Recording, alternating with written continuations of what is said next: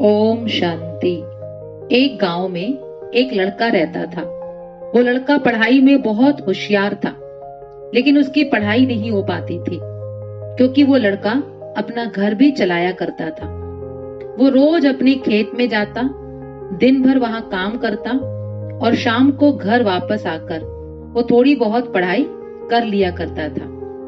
अब जब वो लड़का 12वीं क्लास में गया तो सभी गांव वालों को यही लग रहा था कि हमारे गांव से यही लड़का 12वीं में फर्स्ट आएगा, क्योंकि गांव वालों को भी पता था कि वो लड़का पढ़ाई में बहुत होशियार है। जब उसने 12वीं की परीक्षा दी और रिजल्ट आया तो पता चला कि वो लड़का एक सब्जेक्ट में फेल हो गया।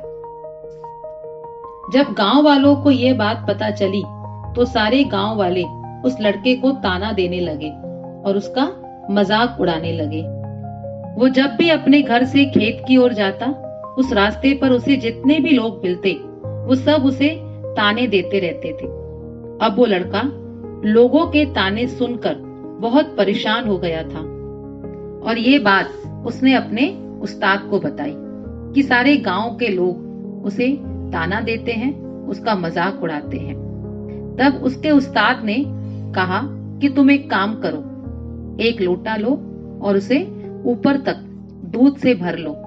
जब भी तुम अपने घर से खेत की ओर जाते हो उस समय वो दूध से भरा लोटा साथ लेकर चलो और इस बात का ध्यान दो कि इस लोटे से एक भी बूंद दूध की नीचे नहीं गिरनी चाहिए। लड़के ने वैसा ही किया।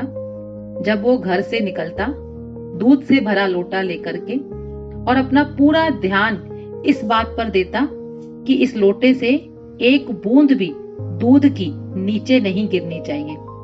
इसकी वजह से आसपास के लोग उसे क्या कहते उसे सुनाई ही नहीं देता, क्योंकि उसका पूरा ध्यान तो उस लोटे पर था।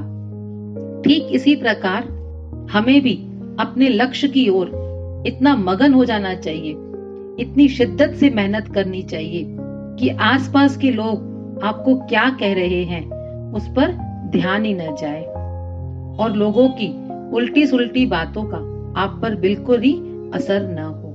अच्छा जी, ओम शांति।